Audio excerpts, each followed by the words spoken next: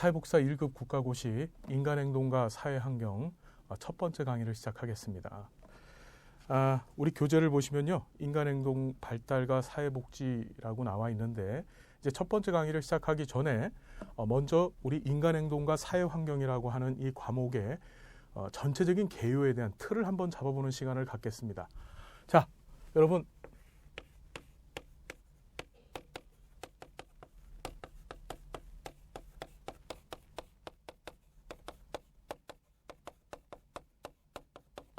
인간행동과 사회환경이라고 하는 과목은 사회복사 1급 국가고시 시험을 보실 때에 첫 번째로 접하는 과목이죠. 그래서 이제 전체적인 시험에 있어서 그 분위기를 잡고 그 진행에 있어서 그 우선순위를 두셔야 될 과목입니다. 그리고 이 과목은 사회복지 기초 과목에 해당하고요. 그래서 사회복지사가 사회복지 실천을 하는 데 있어서 가장 기본적으로 이해해야 할 대상, 즉 인간에 대한 기초적인 이해를 하는 과목이에요. 그게 굉장히 중요하죠. 자, 인간행동과 사회환경이라는 과목은요, 자, 인간이라는 말과 그리고 행동이라는 말, 그리고 사회 및 환경이라고 하는 이 세 가지 단어로 구성이 되어 있습니다. 여러분, 인간은 뭘 뜻하죠? 바로 사회복지 실천의 대상을 얘기하죠. 자, 우리 사회복지 실천가들, 즉 사회복지사들은 그 실천의 대상을 인간으로 하고 있습니다. 그렇죠? 자, 그 인간과 그리고 행동, 그 인간이 벌여지는 행동은 각각의 모든 조건과 환경에 따라서 다 틀리죠. 그렇다면 인간이 벌이는, 각 개별적인 인간이 벌이는 행동들이 틀린 원인은 어디에 존재할까요? 자, 우리 인간행동과 사회환경에서는 그것을 각 인간이 가지고 있는 개별적인 성격이다라고 이야기합니다. 캐릭터라고 얘기하죠. 그죠? 자, 이 성격의 차이 때문에 각각의 인간들은 각각의 조건에 따라서 그가 벌이는 행동이 다 틀려진다. 그래서 우리는 이 인간 행동이라고 하는 이 부분에서 이 성격 이론에 관한 공부를 하게 될 겁니다. 그 성격이 어떤 과정을 통하여서 형성이 되는가, 그리고 그 성격에 관한 각각의 학자들의 의견에 대해서 공부를 할 거예요. 어떻게 성격이 형성이 되는가. 그렇다면 이 성격이 어떻게 형성되는가, 어떤 절차에 의해서 형성되는가에 관한 이야기를 우리는 발달이라고 하는 용어로 공부를 하게 됩니다.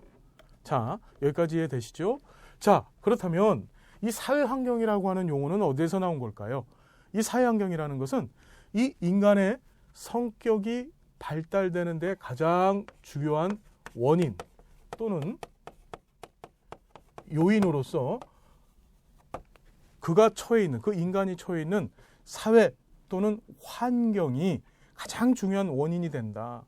그래서 우리는 자, 인간행동과 사회환경 과목을 공부하면서 이 사회환경에 관한 이론들, 즉 생태체계 이론이라고 하죠. 개방체계적 관점으로 인간의 성격 발달에 영향을 주는 것이 환경이다라고 하는 개념으로 또 공부를 하게 될 것입니다. 자, 큰 틀을 잡아봅시다. 뭡니까?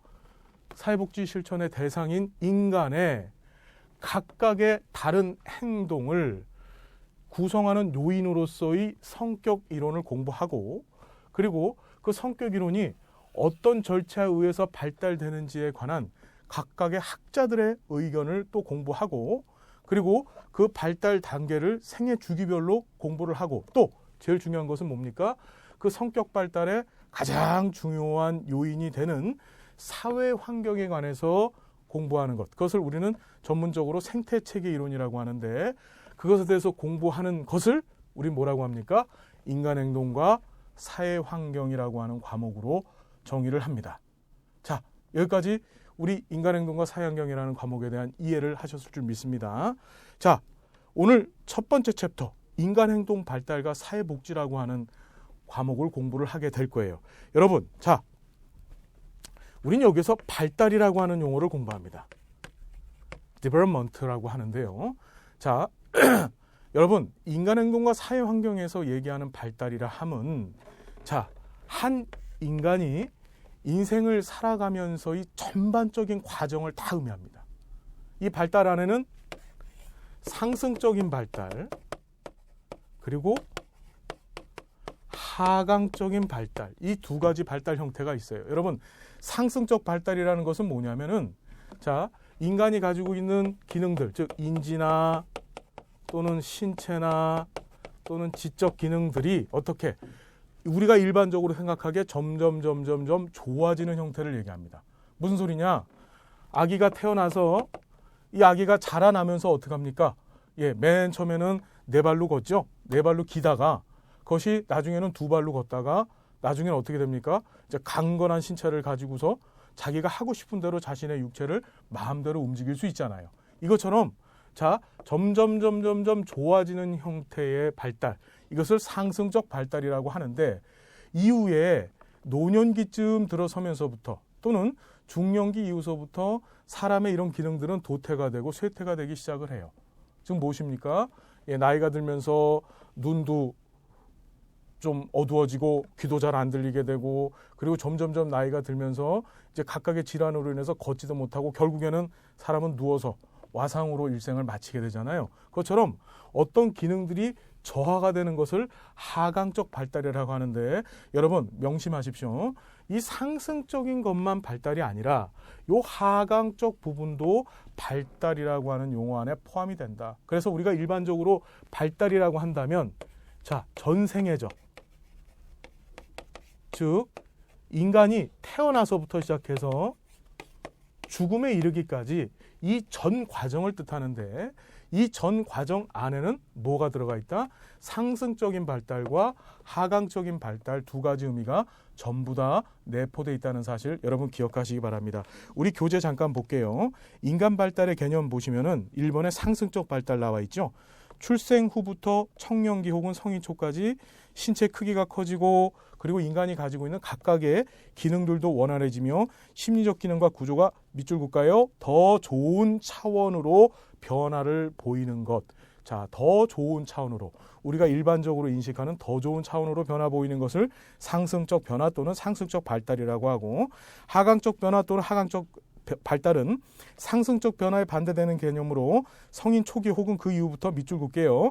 점차 신체적 기능이 약해지고 심리적 기능이 위축되어지는 것을 얘기하는데 그렇다고 이 하강적인 발달 또는 하강적인 변화를 발달해서 제외하는 것이 아니라 이 상승적 하강적인 것이 다 발달에 포함이 된다는 사실 여러분 기억하시기 바랍니다.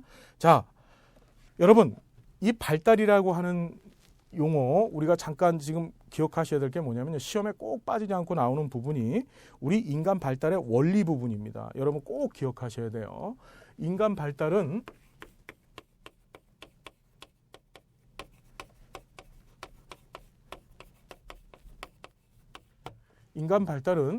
매우 중요한 원리, 즉 프린시플, 즉 무슨 소리입니까? 매우 중요한 기본 틀을 가지고 있습니다. 이게 시험에 꼭 나옵니다. 보통 한 해 걸쳐서 한 번씩 사회복사 1급 시험에 나왔는데 여러분들 꼭 기억하셔야 되는데요. 자, 밑줄 긋까요? 일정한 순서와 방향성이 존재한다. 밑줄 긋겠습니다. 순서와 방향성이 존재한다.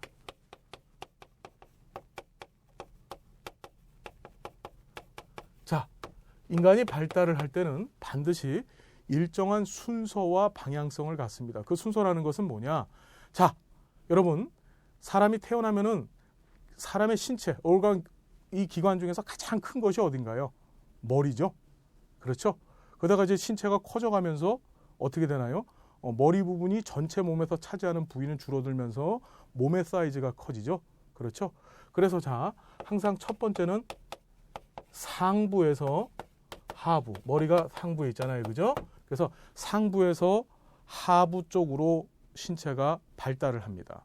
이게 발달의 첫 번째 순서 또는 방향성이고요. 자, 두 번째는 뭡니까? 자, 우리가 태어나서 운동을 하잖아요. 몸을 가지고 운동을 할 때. 자, 아이들이 태어나면 아이들의 운동 모습은 어떻습니까? 몸 전체를 가지고서 둥글둥글 굴러다니죠. 그렇죠? 그것을 우리가 뭐라고 하냐면 전체 운동이라고 얘기를 해요. 이 전체 운동을 하다가 나중에 어떻게 되나요? 이제 이 신경들이 발달하면서 다리 운동을 하고 팔 운동을 하고 더 나가서는 손가락 운동을 하게 되죠. 그래서 전체 운동에서 세부 운동으로 방향성을 가지면서 발달을 하게 됩니다. 자, 세 번째는 어떤 발달을 하는가요? 자, 우리가 항상 기억해야 될 게 아이가 태어나면은 사람이 맨 처음 태어나면은 몸의 중심 부위 즉 내장 기관을 가지고서 내장 기관이 거의 완숙되어진 상태로 태어나는데 대신에 중요한 것은 뭐냐? 자, 몸의 말초 기관들 또는 말초 신경들은 제대로 발달되어 있질 않아요. 그래서 자, 몸의 중심 부위부터 시작해서 즉 내장 기관으로 구성되어 있는 이 중심 부분부터 시작해서 말초 부분으로 즉 말초라는 것은 뭔가요? 몸의 맨 끝부분들을 얘기하죠. 예, 이쪽 부분으로 발달의 과정이 이루어진다. 자, 여러분 다시 교재 한번 볼까요? 자, 일정한 순서와 방향성이 존재하는데 발달은 밑줄 긋겠습니다. 개인에 따라 속도나 상태가 일정하지 않으나 이걸 우리가 발달의 원리 중에서 개인차라고 얘기합니다. 그 순서는 일정합니다. 자, 어디에서 어디로? 위에서 아래로. 지금 그게 뭡니까? 상부에서 하부로. 자, 그리고 중심에서 말초 방향으로. 지금 말씀드렸죠? 몸의 내장기관서부터 시작해서 몸의 말초 신경까지 말초 방향으로. 그리고 전체 운동에서 세분화된 특수 운동으로. 자, 전체 운동. 몸 전체가 둥글둥글 굴러다니는 그런 운동에서 어떻게 세부적이고 특수적인 손가락을 사용한다든가 또는 발가락 같은 부위를 사용하는 그런 운동 체계로 바뀝니다. 여러분 이 세 가지 꼭 기억하셔야 됩니다. 꼭 세 가지 기억하셔야 돼요. 순서와 방향성이 있는데 세 가지 어떻게? 상부에서 하부, 전체 운동에서 세부 운동, 중심에서 말초 꼭 기억하시기 바랍니다. 시험 문제 꼭 나와요. 자, 그리고 두 번째 보시면은 지속적인 과정이다. 자, 발달은요. 처음에도 말씀드렸지만 이런 상승적 발달이 있는 인생의 시기가 있고 이후에 성인기가 되면서 그리고 노년기에 이르러서 이런 하강적 발달이 또 이루어지게 됩니다. 이런 상승적 발달과 하강적 발달은 인생 전반에 걸쳐서 벌어지고 있죠. 그래서 자, 꼭 기억하셔야 될 게 지속적인 과정이다. 또는 밑줄 긋고 옆에다 써놓을게요. 전생애적인 과정이다. 발달은.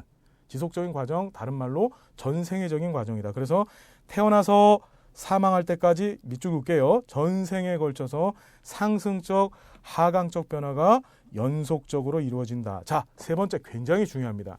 유전과 환경의 상호작용이다. 자, 여기다 필수할게요. 자, 여러분 기억합시다. 유전과 환경. 자, 우리가 인행사 공부를 하실 때 꼭 기억하셔야 될 용어가 바로 이 유전이라는 것과 환경이라는 것입니다. 자, 유전이라는 말은 여러분 잘 알고 계시겠지만 인간은 태어날 때부터 우리가 잘 알고 있는 DNA 또는 RNA라고 불려지는 그 데오스리보 핵산이라고 하죠. 그래서 아데닌, 구아닌, 시토신, 티민이라고 하는 그 핵산의 이 염기 서열들로 자기만의 유전 형태를 갖고 있어요. 모든 인간은 그렇습니다. 자, 이 유전적인 요소는 태어나면서부터 가지고 나오는 것이죠. 즉, 변화될 수 있는 것입니까? 없는 것입니까? 변화될 수 없는 것이에요. 그죠? 더하기 환경적인 것. 우리가 환경이다라고 얘기하지만 또는 다른 말로 사회라고도 얘기를 합니다. 이 환경이라는 것은 가장 중요한 요인이 뭘까요? 인간들, 사람들의 무리를 뜻하겠죠. 이 환경적인 요소들이 두 가지가 합쳐져서 즉 유전과 환경이 합쳐져서 한 인간의 성격 및 인간으로서 갖춰야 될 여러 가지 요건들을 만들어 형성해낸다는 것이에요. 여러분 꼭 기억하십시오. 두 가지, 유전과 환경. 이제 우리가 학자들의 의견에 대해서 공부를 할 텐데 그 학자들은 어느 학자든지 이 유전에 대해서 강조한 학자가 있고 더 나아가서 환경에 대해서 강조한 학자 또는 이 두 가지를 다 강조한 학자 등으로 학자들이 나뉘어집니다. 이제 그것에 대해서 우리가 좀 더 깊게 이후에 공부를 하게 될 거예요. 우리 교재 잠깐 보시면 유전과 환경의 상호작용. 자, 발달은 유전과 환경의 상호작용에 의해서 이루어집니다. 아동이 부모로 받은 유전자는 환경이라는 제한된 범위 안에서 그 잠재력을 발휘할 수 있으며 환경 또한 아동이 지닌 유전 인자의 본질이 제한하는 범위 내에서 발달에 영향을 줍니다. 자, 밑줄 긋게요. 발달을 이해할 때 유전과 환경을 분리해서 보면 됩니까? 안 됩니까? 안 됩니다. 꼭 기억하시기 바랍니다. 자, 유전과 환경이라고 하는 용어도 꼭 기억하십시오. 자, 네 번째, 개인차가 존재한다. 앞에서도 말씀드렸지만, 자, 발달은 사람마다 다 틀리다는 것이죠.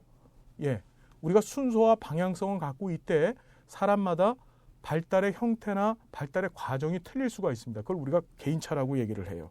자, 우리 교재 보시면은 발달에는 보편적인 순서가 있지만 밑줄 긋게요. 속도와 양상은 사람마다 어떻다? 다르다. 밑줄 긋시기 바랍니다. 자, 개인차가 있다는 사실도 기억하시고요. 밑줄 또 하나 긋겠습니다. 분화와 통합의 과정이다. 발달은 뭐의 과정? 분화와 통합의 과정. 자, 분화라는 것은 뭔가요? 예, 어떤 발달 요인이 있으면 이 발달 요인이 어떻게 됩니까? 예, 쪼개지죠. 쪼개집니다. 나누어진다는 거예요. 쉽게 얘기하면요, 이 발달 요인에서 다른 발달 요인이 이렇게 파생돼서 나온다는 것이죠.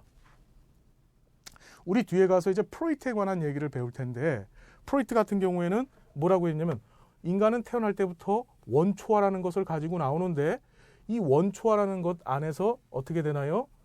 자아라는 것과 그리고 초자라는 것이 이렇게 어떻게 분화가 되어집니다.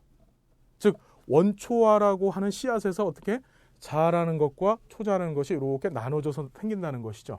자, 이것을 분화라고 하는데, 자, 프로이트는 또 뭐라고 얘기하면은 인간의 성격은 이런 원초와 자아, 초자라고 하는 이 세 가지 요소들이 어떻게 상호 메커니즘을 이루면서 하나의 성격을 이룬다라고 얘기를 해요. 자, 이것을 뭐라고 얘기합니까? 분화 그리고 통합이죠. 다시 한번 기억합시다. 인간의 발달에 있어서 분화와 통합의 연속적인 과정으로, 분화는 분열이 아닌 전체로 어떻게 통합되어지는 과정이다. 밑줄 그시기 바랍니다. 어떻게? 분화는 분열이 아닌 전체로 통합되는 과정. 다시 한번 말씀드립니다. 원초화에서 자아가 나오고 자아에서 초자가 나오는데 이것이 다 분열돼서 찢어진 것이 아니고 어떻게? 이것들이 뭉쳐져서 하나의 뭘 만든다? 성격을 만든다는 것이죠. 그러니까 분열이 아니라 결국, 자, 분화라는 것은 통합을 이루기 위한 절차라는 사실, 여러분 기억하시기 바랍니다. 자, 6번째, 굉장히 중요한 용어 등장합니다. 점성원리라는 말이 등장하죠. 여러분, 자, 들어보셨어요? 점성원리? 자, 점성원리.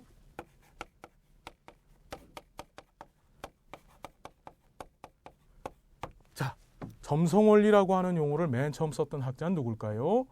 자, 꼭 기억하시기 바랍니다. 에릭슨이라는 학자, 우리가 뒤에 가서 공부하실 텐데, 이 에릭슨이라고 하는 학자에 의해서 사용된 용어가 바로 이 점성원리라고 하는 용어입니다. 이 인간 행동과 사회 환경에서 인간의 그 발달을 이해하는데 굉장히 중요한 용어죠. 자, 여기 보시면요, 심리사회적 자아 발달은, 여러분 밑줄 긋까요? 심리사회적 자아 발달. 우리 심리사회적 발달이라는 말을 쓴 사람이 에릭슨이에요. 심리사회적 발달 하면은 생각나야 될 사람 누구라고요? 에릭슨입니다. 자, 점성 원리를 기초로 합니다. 자, 밑줄 긋게요.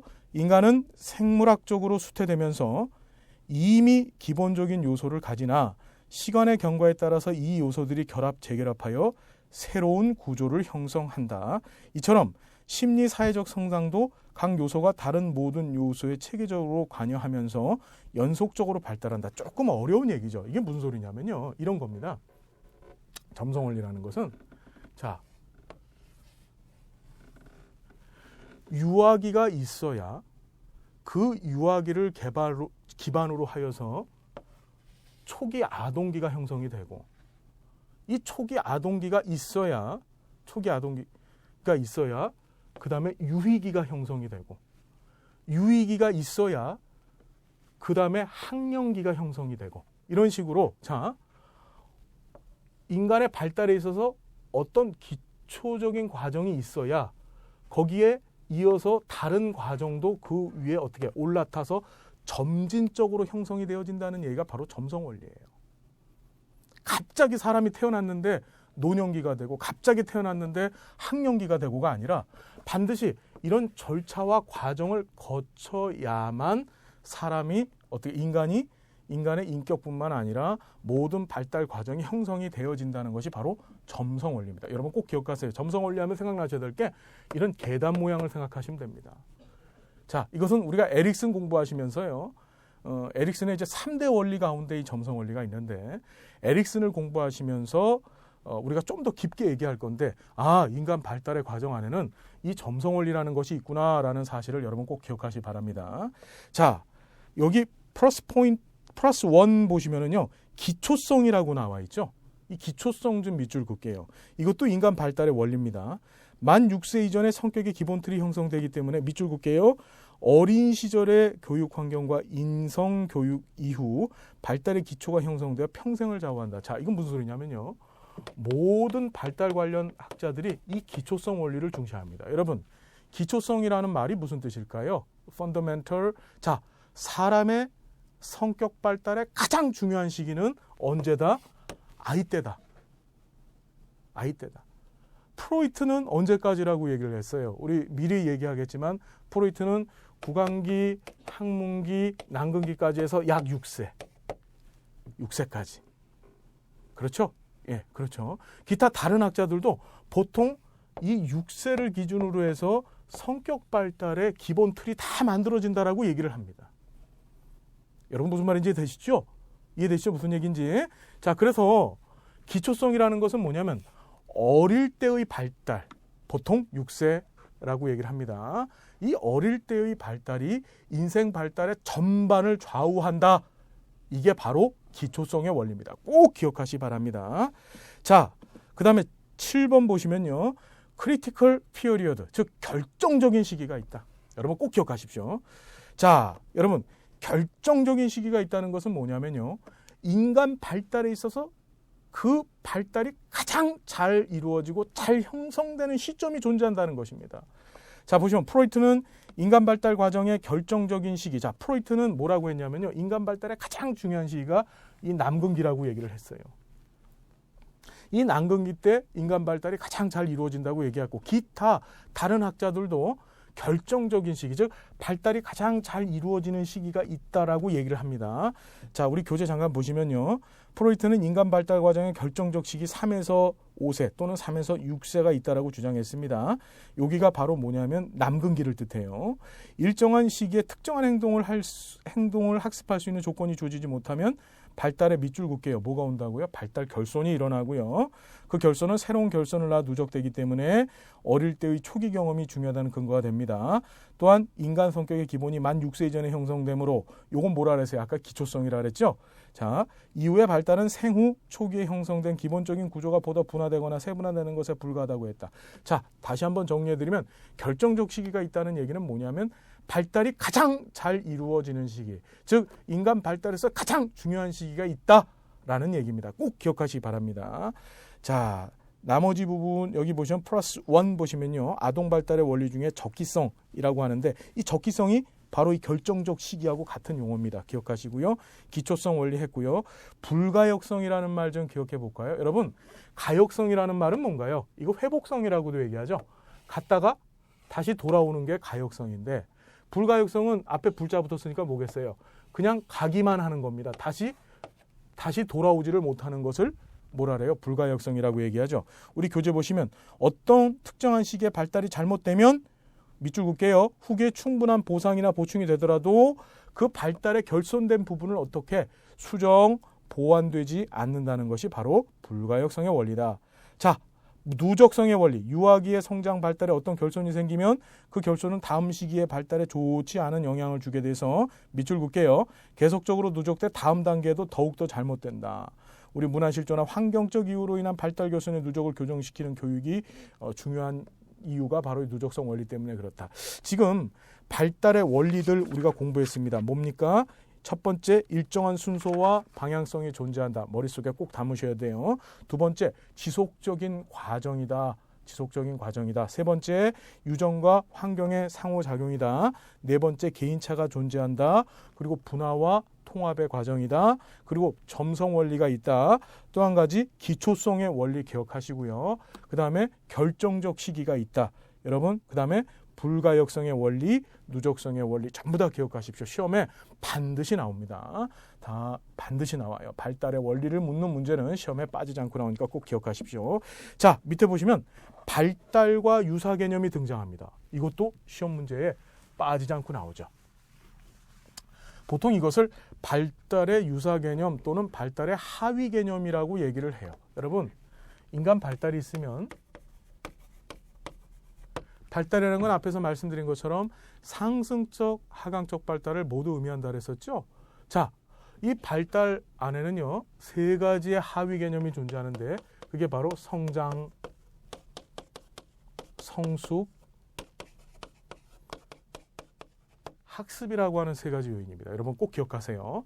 자, 성장이란 게 뭘까요? 우리 교재 잠깐 보시면 밑줄 굽니다. 신체에다가 동그라미 치세요. 신체의 크기나 근육의 세기 등 밑줄 굽니다. 양적 증가를 의미하는 것으로서 일정 시간이 지나면 정지한다. 자, 성장은 뭐가 크는 거냐? 우리 몸, 즉 신체가 상승적 발달을 하는 것입니다. 무슨 소리예요? 키가 크고 그리고 몸에 근육이 붙고 그렇죠? 살집이 붙으면서 점점점 체구가 커지죠. 이런 것들을 뭐라고 합니까? 성장이라고 합니다. 여러분 꼭 기억하세요.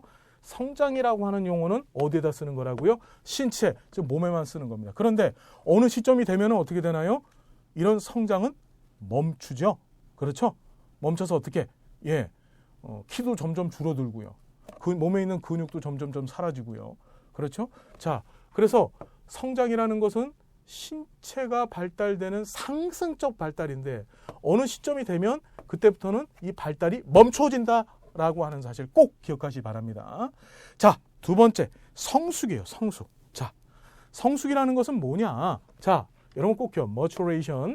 성숙이라는 것은 뭐냐? 자, 아까 전에 말씀드렸지만 우리 몸이 가지고 있는 이 DNA, 즉 유전자적 정보에 의해서 일정 시기가 되면 나도 모르게 내 몸 안에서 발현되는 현상들, 그것을 성숙이라고 얘기합니다.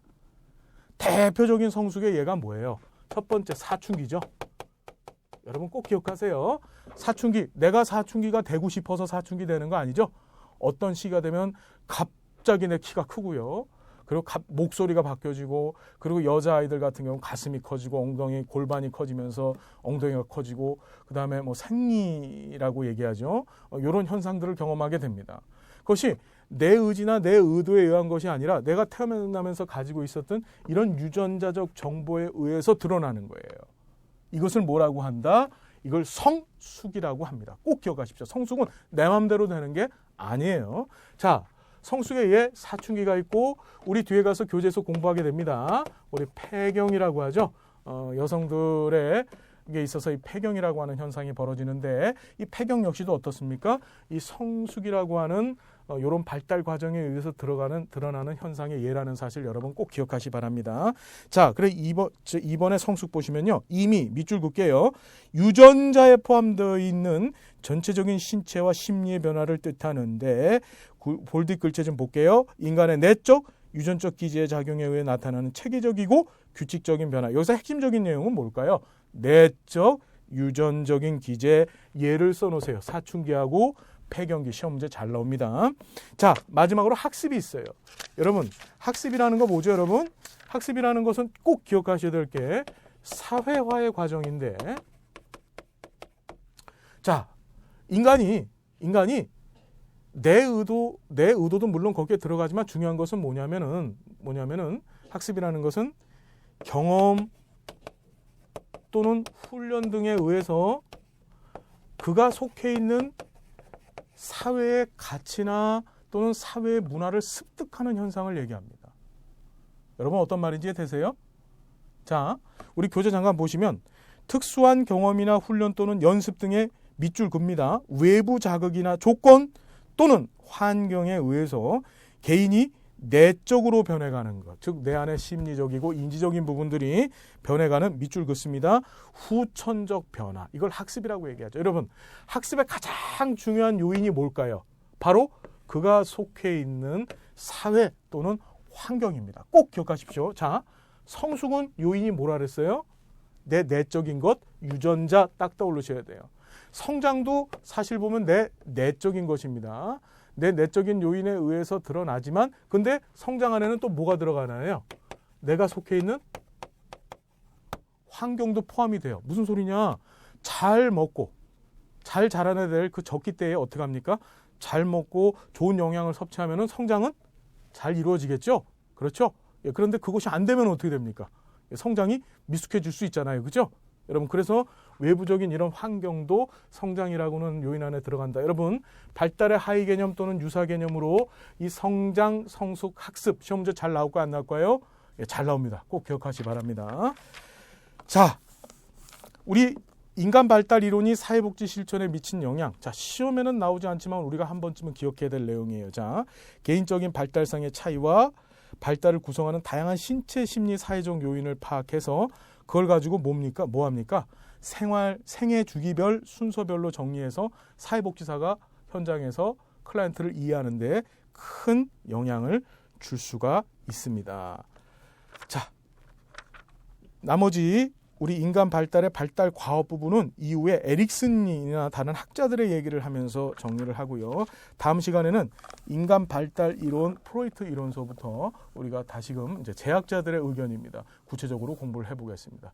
예, 감사합니다.